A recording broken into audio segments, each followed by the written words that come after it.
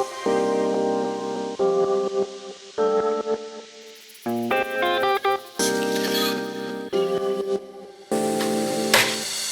you're analyzing a business, one of the first things to understand or look at is to be able to understand what the company does.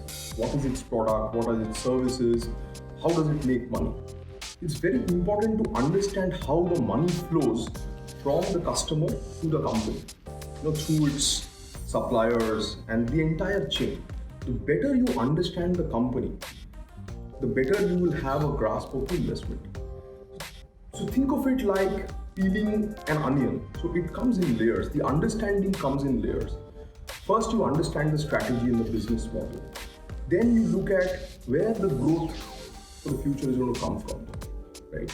Will there be higher volume sales? Will there be higher value that is going to come in? Or will there be a cost reduction? So these are things that you need to be able to understand about a company and how it will generate higher profits in the future.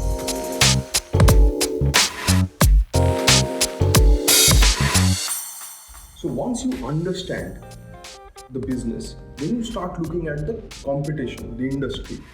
What is the competitive intensity of that particular business in the industry? You start looking at how the business has performed over a long period of time.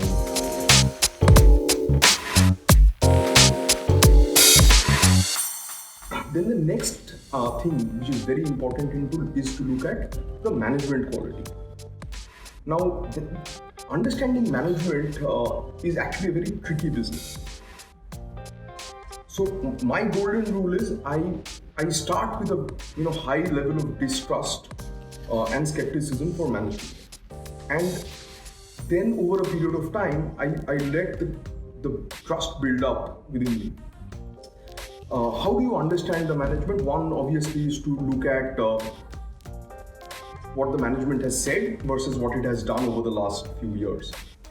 You can interact with the management in AGMs or in conference calls. If you are able to get to meet the management, that is great. But you also, when you're meeting management, also you need to be able to keep the personality aspect of management aside. Sometimes we tend to get swayed by very dynamic personalities. A good way of understanding how a management has done is to look at management commentary when things have not gone well. Go back to those years where the company has not performed as per expectations and see what the management has said. Have they blamed other people or external circumstances always? Or have they taken up responsibility and done something different? How have they behaved under adverse circumstances? That is a very good test of management quality. The other thing to look at is compensation. What is the compensation that the management is taking for themselves? What are its incentive structures?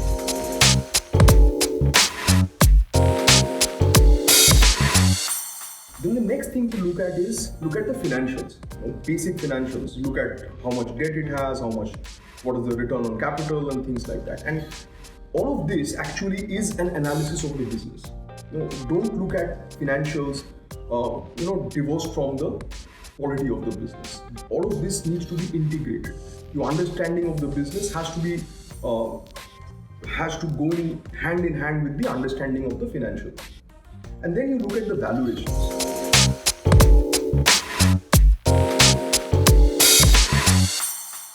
Valuation again is a very, very tricky subject.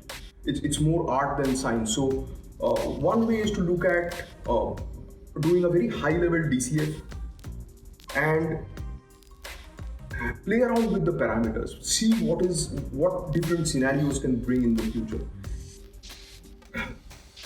Look at the absolute debt levels. Look at what the industry is paying for what other companies are paying in the industry. So in a nutshell, these are the basic things that we need to look at. Again, to summarize, I think the most important thing is to follow the business, to understand the business as much as possible.